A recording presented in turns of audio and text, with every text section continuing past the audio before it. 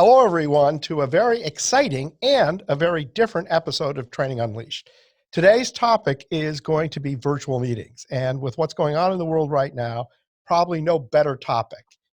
As I am an expert on virtual meetings, I've asked Gregg Dumont, who is my top-notch podcast friend, buddy, and editor, to be the interviewer, as I will be the guest on today's episode.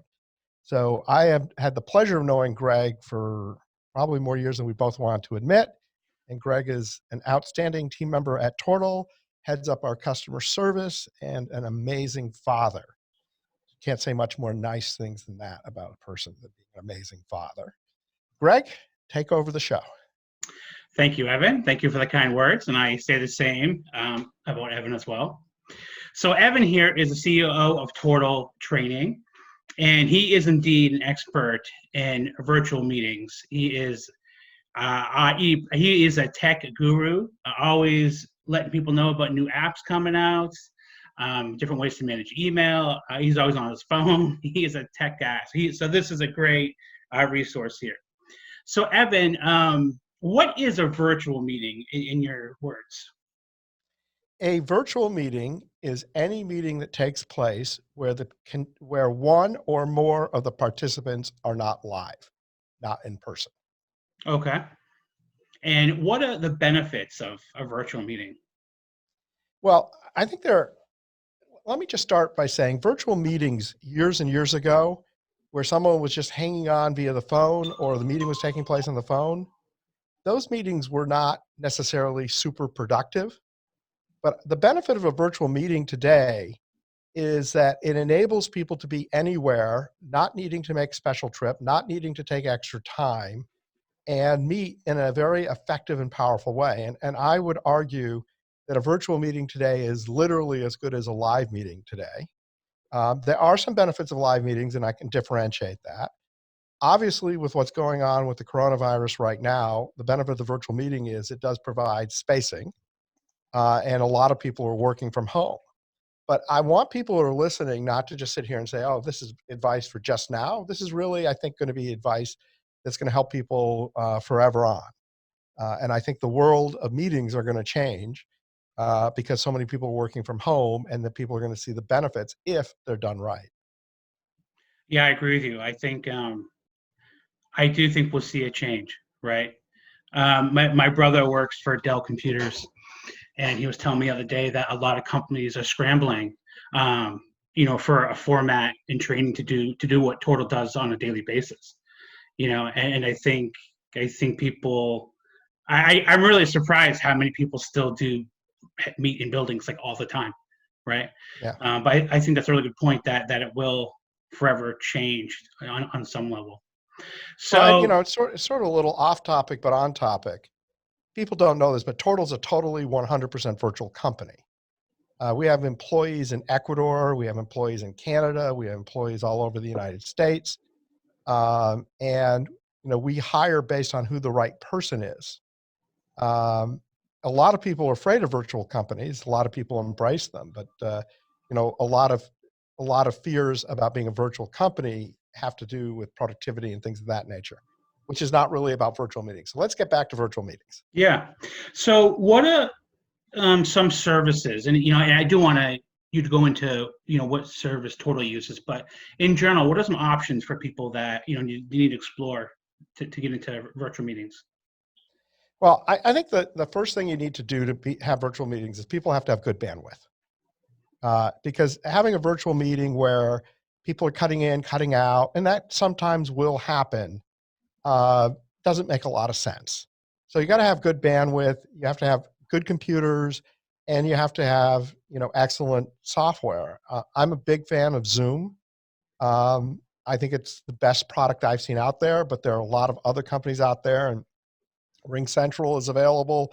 It's like Zoom. Certainly Google Hangouts, Skype are great tools. To a lesser extent, and I wouldn't say, you've got like ReadyTalk, WebEx, and for whatever reason, the big one from it doesn't matter. I can't remember the name of it. I mean, you mentioned Skype. I mean, Skype's. Skype is huge. Google Hangouts is huge. But the point I'm trying to make is there are some that are really designed for webinars and really designed for mass broadcast that are not necessarily great for virtual meetings because they don't share screens. So what I think is really key to a virtual meeting is that you have technology where you can see everyone. So a virtual meeting where it's just audio and you don't see people, I don't think are nearly as effective because you want people paying attention. You want, as a person in the virtual meeting, to be able to read the body language. You know, the benefit of a live meeting is you can sit back and you can look at the people in the meeting and you can tell, are you hitting, you know, are people listening to you or people paying attention? People are literally forced to pay attention because you're in a live meeting. You want the same thing to happen in a virtual meeting. And when people are in a virtual meeting and they're just using audio, you know, who knows what they're doing? They could be doing email, they could be paying attention to other things, they could be completely distracted. I know some people don't like to use video because they're afraid of how they look. And it's sometimes interesting because I'll find people that will like, oh, I don't want to be video. But then after a while, they don't care. They get kind of past it. And there's some people that are concerned about privacy and people using the camera. And, you know, I said, look, if you're using the camera and they're taping you and doing a virtual meeting, what are they going to get? Turn your camera off afterwards. But having the right equipment is really key, and making it a real meeting is really key.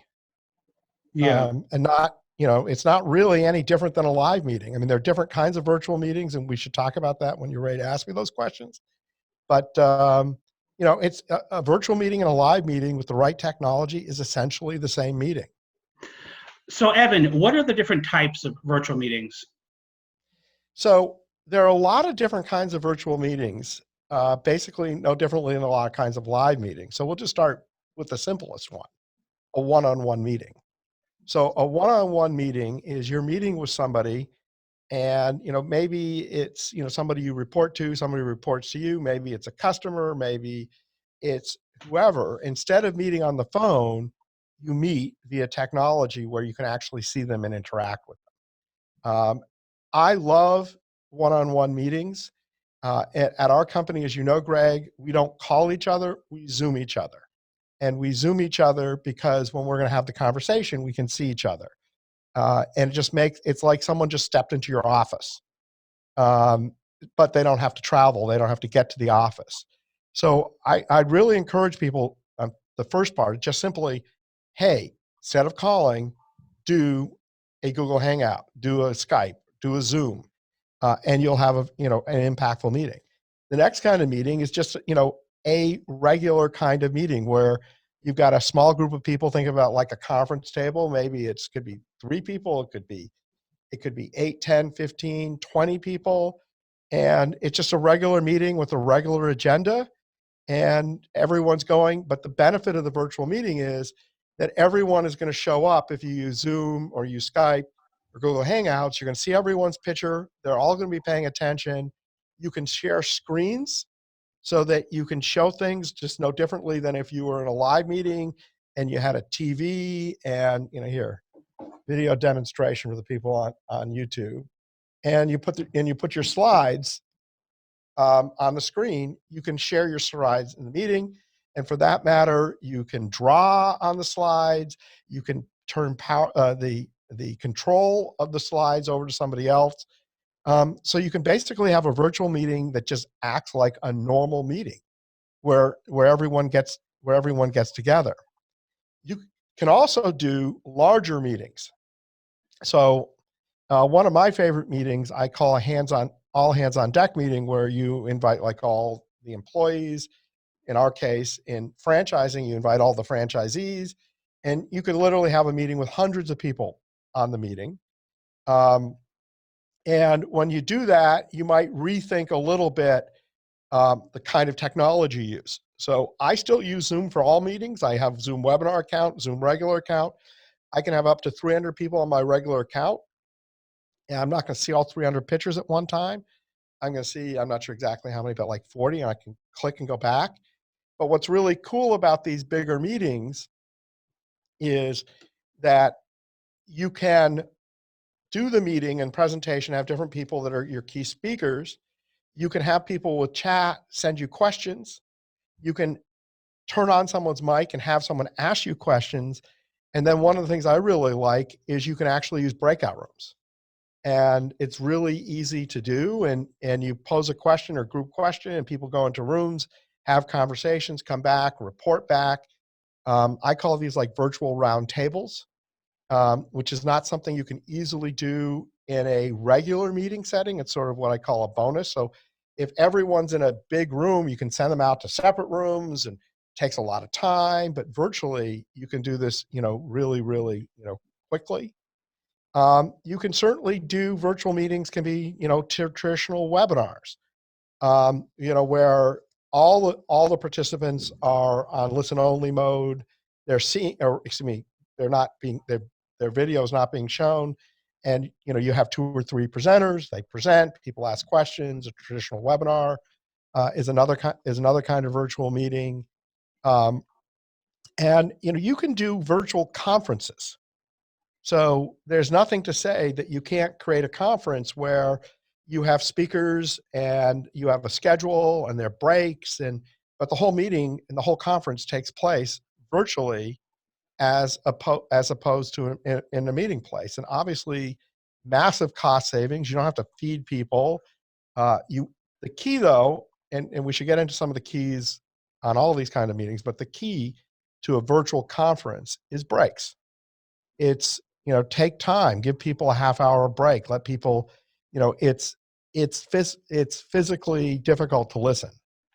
And I think we are at fault in live meetings where we have people and we're not giving people enough breaks.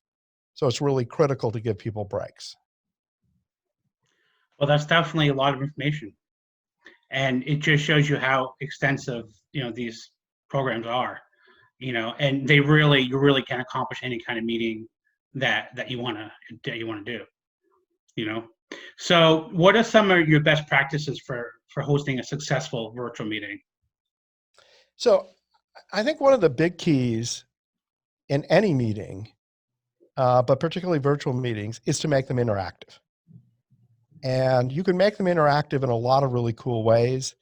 Some of these products have polling software where you can ask questions, but there are products like Poll Everywhere out there that really have some really neat tools where you can pose questions and people can put up answers and they can vote up or vote down the answers.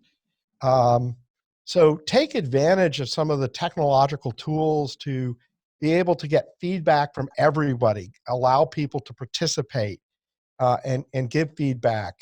No differently in regular meetings, you don't want one speaker speaking too long. It bores people, move people around. Virtual meetings are great for brainstorming, especially, I just talked about the breakouts, but, if you have a topic, so, right now there's a great topic, which is, how do we deal with the world changing with the coronavirus? So you can literally bring your team in, break them into breakouts, have each group discuss ideas, have them all come back, share ideas. So you have multiple people talking at one time. So what I love about breakouts is people, when there are 100 people in a room, people, even live, virtual, doesn't matter. You're going to have people zoning out. You're going to have people not involved. You can break that room into 10 rooms of 10. They're going to be listening. They're going to be participating. You're going to get a lot more to happen in those environments. So I love using breakout rooms, and I'm big believer in breakout rooms when you have large groups. But you can do the same thing when you have a small group. It's just a regular meeting. Is you can take time and you can brainstorm. One of the really good practices is every now and then is just to pause and ask people, "Hey, what's the best thing you heard?" And I call this a table talk. And the benefit of a table talk is that it reminds everybody in the room of what they heard, because like, oh yeah, Gregg mentioned that. I forgot about that. So it's a reinforcer of the information, and it's causing people to think through. So, okay, what's the one thing? What are those key things I just heard? So your mind's reviewing it. So we all know that when you're being talked at, your retention rate isn't as great as if you use the information, right? So when you ask people to share, hey, what's the one best thing that you heard, they're using the information in their head, they're thinking through the information. That's going to improve retention. Then they're going to be reminded by what other people say. So it's a really powerful tool to use in literally any meeting, but in particular virtual meetings, it's a very successful thing. Another best practice is to be prepared, right? Don't go into the virtual meeting like, hey, what are we all talking about? And then I'll just throw in a bonus tip here for companies that are virtual is it's okay to have time for people to just share what's going on in their lives. So, in a regular workplace, we get to know people, at the water, at the water fountain, if there is such a thing anymore. But, getting coffee at the beginning of the meetings, before the meetings start, and et cetera. In a virtual company, you want to have that kind of time where people get to know what's going on in other people's lives so that there's a personal feel. So you want to plan on that. And so sometimes like in a live setting, in a regular business, I'm very focused on make the meeting super efficient, value people's time. And I'm not saying not to value people's time, but to realize that socialization is important and to make time for that in your meetings. No, it's a good point. It helps company culture, I think, to have some of that, because you're absolutely right. Like it is, yeah. It's like there's this immediate need for some reason with video conferencing to just get right to the point, right? But I mean, that's how I feel. It's like walking in the office and not saying hi, how was your morning? That's a really good point that I think a lot of people would probably miss. And like when you and I do video, I mean, you and I, we probably average one a day, a Mhm. one-on-one video meeting. Some days it's 3 and some days it's none. Yeah.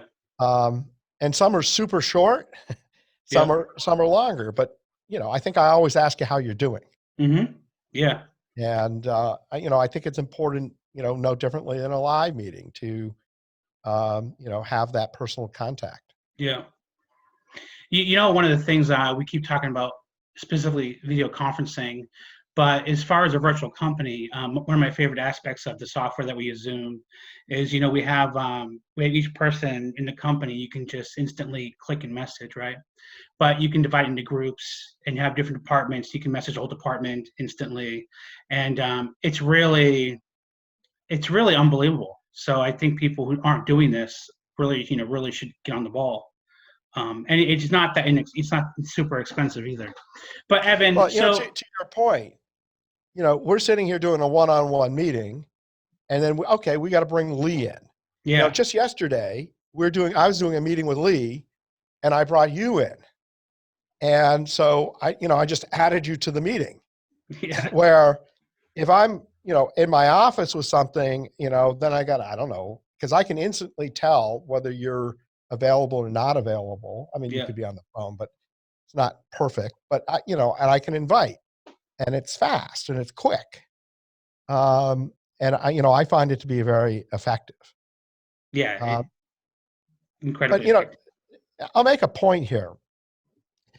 Janet, who's on our team, likes it. She likes it's like a drop in. Like all of a sudden, I'm dropped into a meeting, with no idea that I'm in a meeting now with 5 other people.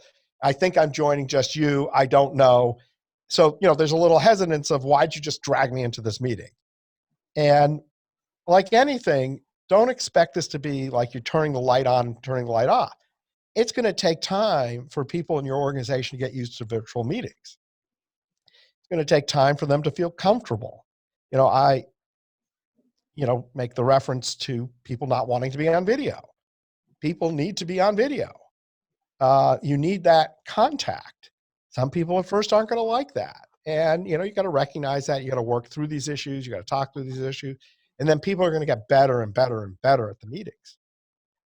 Yeah, that's a really good point. Quite a few people are uncomfortable being on video.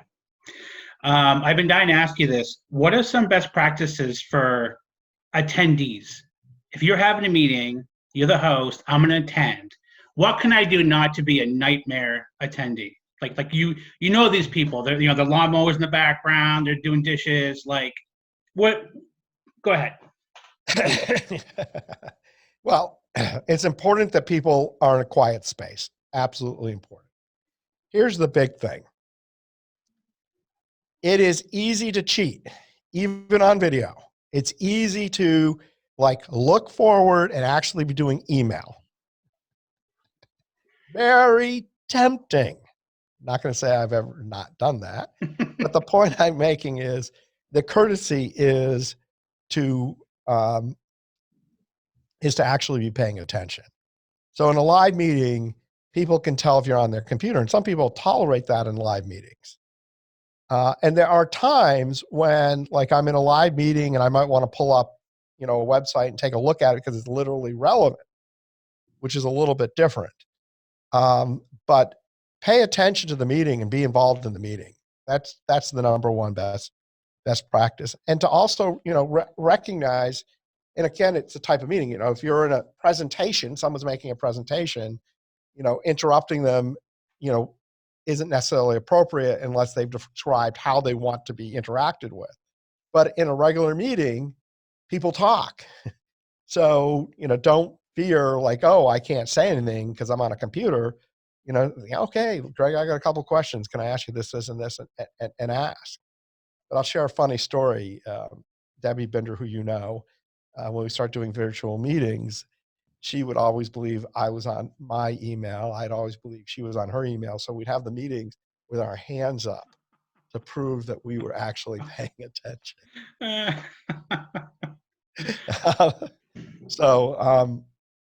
Really, it's really paying attention. That's the number one, thing that I would recommend. There's certainly going to be times where you're going to want to take notes, and maybe you're taking notes on your computer, but that's because you're taking notes. So there's a difference between using your computer for a purpose like, okay, they just mentioned this website, I'm going to quick check it out because they were talking about it, or I want to look at it while they're talking about it, or pulling up a notepad or a Word document or Google document, what's the word I'm looking for? That's adding value.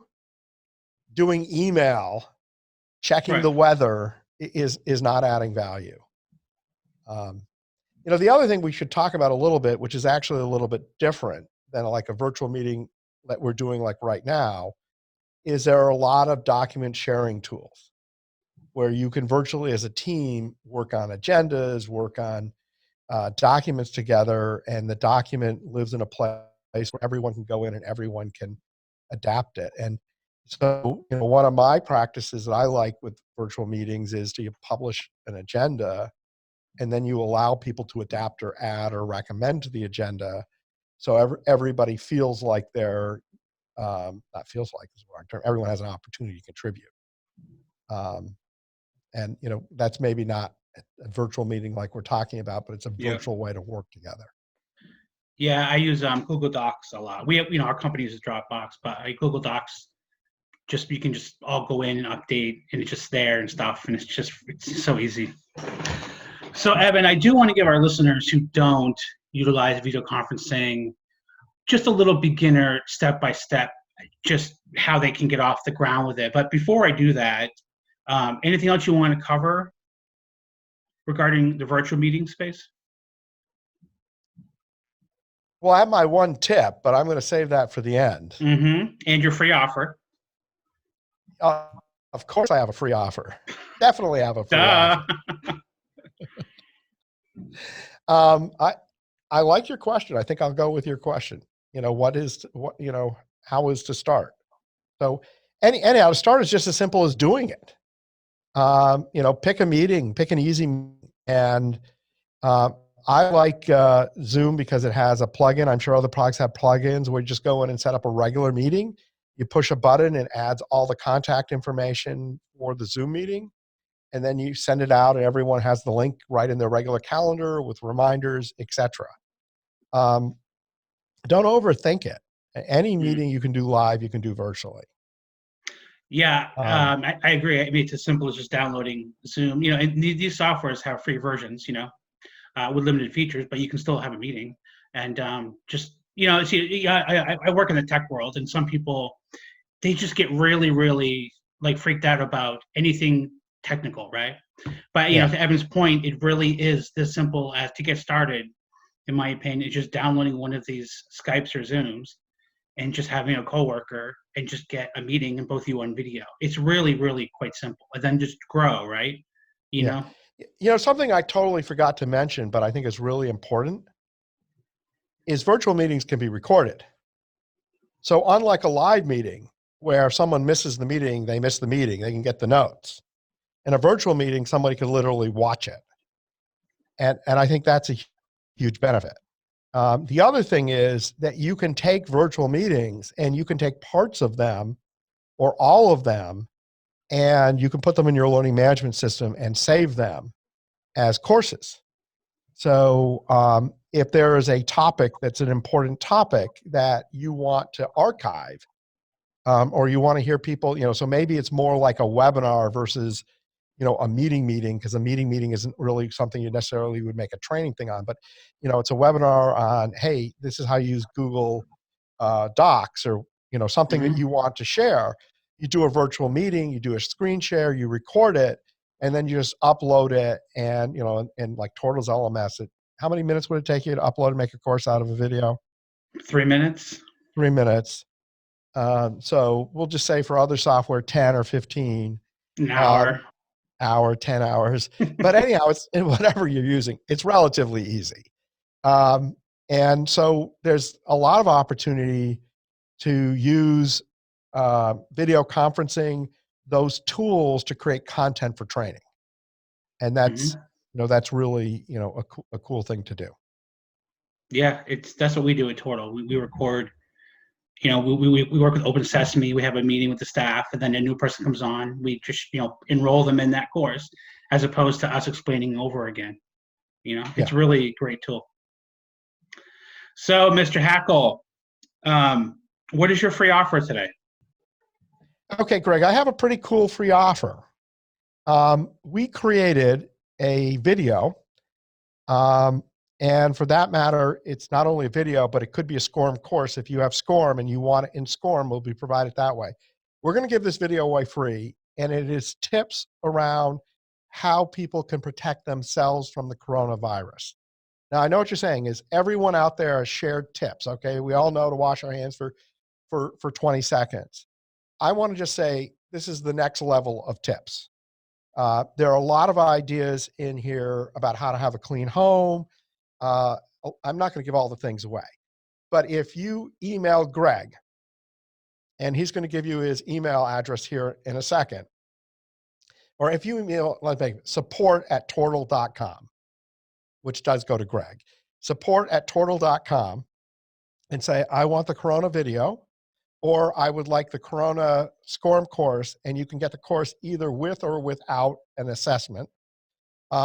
We'll send it to you free of charge. This is our gift to the world in terms of trying to help people be safe. It's 3 minutes long. I give kudos to Stephanie Stiles, who built it. She did a great job with the course. And this is something that, you can just watch yourself. You can share with everybody in your company. But these tips, I think, will make a difference and will help people stay safer and healthier. So that is the free gift. Evan, that is an amazing gift. And I must say, I watched it myself a few times, and I think it's essential viewing for everybody. That's really, really cool. All right. So, as the guest host, I will close the show. Thank you, Evan, and thank you, audience, for listening. And have a great day. Everyone have a wonderful day. Take care.